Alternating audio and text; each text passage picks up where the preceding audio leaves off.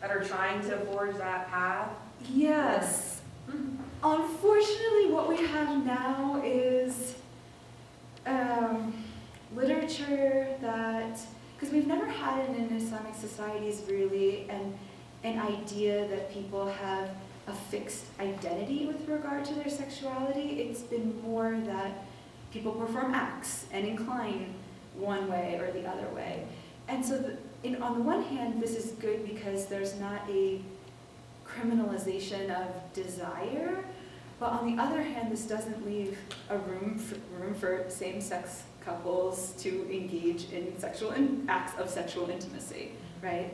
So there's a lot of literature that will validate people in their desires and say, just don't do acts that would violate divine command or Islamic law, etc. There's not an explicit Quranic divine command, so we have to go to other sources to get that, but it is very clearly across kind of the literature. And you do, over the Muslim centuries, you do have lots of homoerotic poetry in different ages, especially among elites. It was just kind of a part of elite culture, so the reality on the ground is sometimes different than the reality in legal manuals, right? On the other side, you have people who have disavowed the foundational, traditional way of deriving Islamic ethics and law. And so they have, by moving away on this issue, had to move away on a lot of other issues because it makes the whole edifice fall. You know what, it just occurred to me, it's like the Jenga piece where you pull it from the bottom and the whole tower kind of collapses, and that's why it's so very difficult. Yeah. There is a mosque in Chicago, it's an LGBT mosque. So there are there's plenty of organizations like and little places. There's definitely a culture out there, but compared to the dominant framework, it is so very tiny right now. Yeah.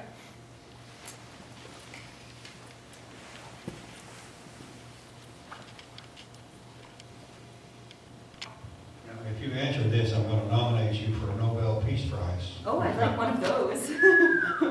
What do I have to do to get it? The reality, most recently, we've got, what, 3 decades, last 2030 for the tipping point in terms of climate change.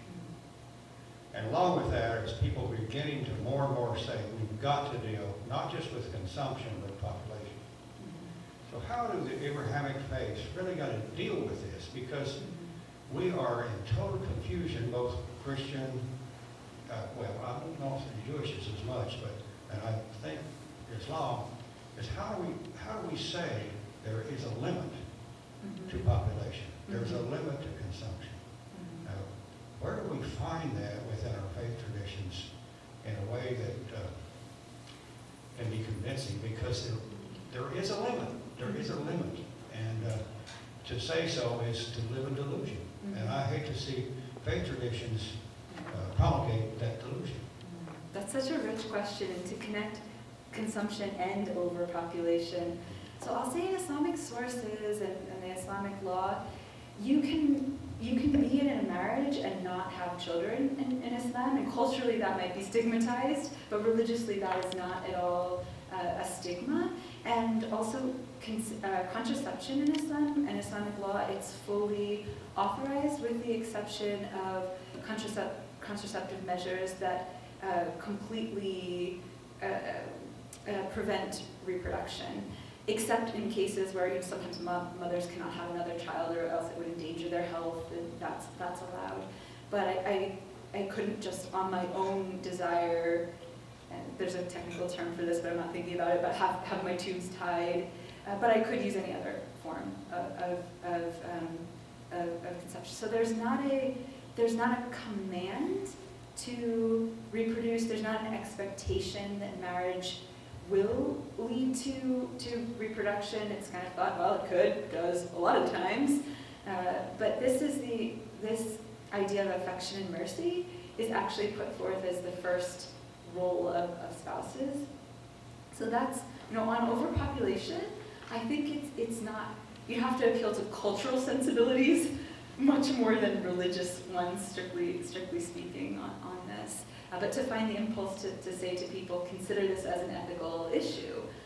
So to your question on consumption, I had a verse up yesterday that I think is the go-to verse when it comes to consumption. And much of Islamic ethics relate to not over-consuming, whether it's food.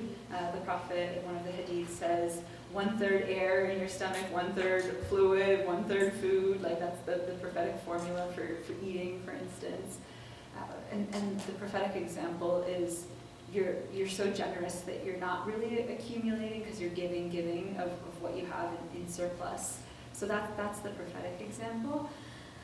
What is there's verses about the earth becoming corrupted by what the hands of people have wrought, and not paying attention to God's signs in the natural world.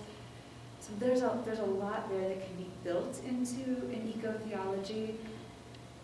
It's very hard on one side to deal with the cultural, right? I find that you can, I'm thinking as someone who's a theologian, talk and talk and talk, right? But it doesn't necessarily always shift culture. So I'm really, really interested in those mechanisms, and this is, I think, out of the realm of social action, that actually do radically shift culture. Because the faith itself gives plenty to work with. Yeah, but I don't want to prolong because of time, but the patriarchal emphasis in Christianity is devastating in terms of this. And of course, I think it's the same in Islam and in Judaism and in other pictures. There's a patriarchal push that, whether it's cultural, but somehow whether we have to tangle with that. Yeah, exactly. And I think the question then for someone like me becomes, what are the resources in the religious tradition to speak to the culture, to speak back to the culture? Yeah, that's a great, I will think on that tonight. A question I'd like to ask as kind of a summary question, and reflecting a little bit of what you talked about this morning. I'm going to take a while to preface this, so if you'd like to take a drink. Oh, I would love that, actually. It's right there. But Christian theology in particular took a radical shift in the late 1960s and the 70s when new voices began to become part of the academy and shaping theology. There's women's voices, Black liberation theology, the whole liberation movement from Central South America, and beginning in the mid-70s then, queer voices as well. And so what we do theologically today in Christian church, at least the progressive ones, is much different than it was in the past. But thinking about your comments this morning about feminists in theology and Jewish and Muslim context, my question is, how many of those folks are like you? And how are you shaping the future of Islam? Yeah, You personally. That's you a personally. great, oof. I love that question. Thank you so much for that. So within Quranic studies in the academy, I have a list on my computer. I keep, every time I find a new scholar that's out there, whether from Indonesia to Germany to here, I keep a list. And my list is now over 50 plus women scholars who have credentials in the academy, who have an impetus, who are grounded in tradition, who want to preserve kind of the wisdom, preserve the legal edifice, preserve, the legal edifice meaning as a way of deriving ritual and understandings for how to have relations in a society. So we're invested in tradition. The challenge is that if we move too quickly, we move to the margins and we're just cut off from ability to influence. And you have women who are totally at the margins who will just say, I am at the margins, I have nothing to lose in this game, this is, these are my thoughts, this is, and that's creating a kind of counterpole. And we're just at a fascinating time in which you still have the Titanic of normative thinking, and then you have all these little tiny boats that are like, I'm going to do it my way, I'm going to do it my way, I'm going to do it my way. And part of me doesn't want to see something fractured even more. Like we already struggle. The prophet would say, the thing I fear for you is that you are going to divide as a community. And of course the early Muslims did divide very early.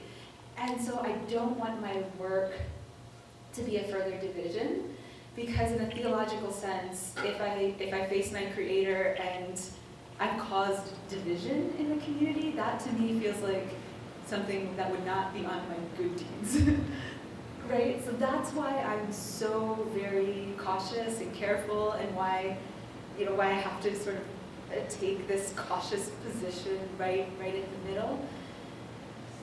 Because I don't want sort of to say that the baby to go out with the bathwater, or my thinking I'm doing good and just having a very short-term vision and that being destabilizing.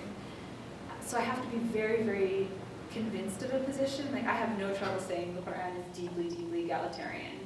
That it's just so plain and in there. So any issues that come right out of the authoritative sources, I have no problem saying we need to shift culture, we need to shift our mentalities.